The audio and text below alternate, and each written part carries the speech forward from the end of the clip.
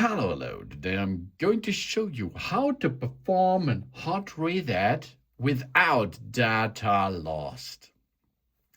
We are going to not lose our data if we perform a hard reset in a soft version. That isn't soft reset, of course.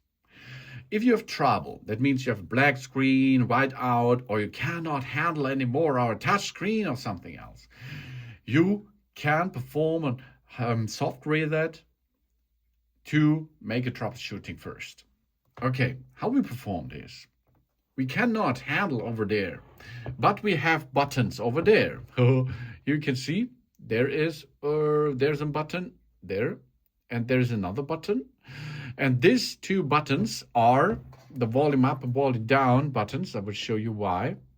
Here we are. This is the volume up button. You see volume goes up.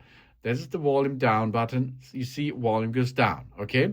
So, but if you are rotating the landscape, it is the opposite. This is volume down and this is volume up. So we are now talking about volume up. This is the button where the power button is nearly.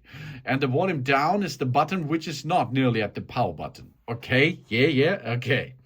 And I told you the power button. This is the power button over there. The power button, yeah?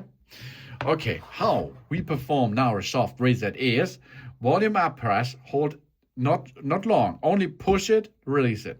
Volume up, volume down, power button. Keep pushing, and hold this power button until you will see a branding of the Apple brand in the center of your screen. Then you can release the power button, and we're performing a reboot, as you can see. Okay, I repeat. This button, this is the volume up button. First, release it, go to the volume down button, push it, release it, and push the power button until you see the branding. Then release that too.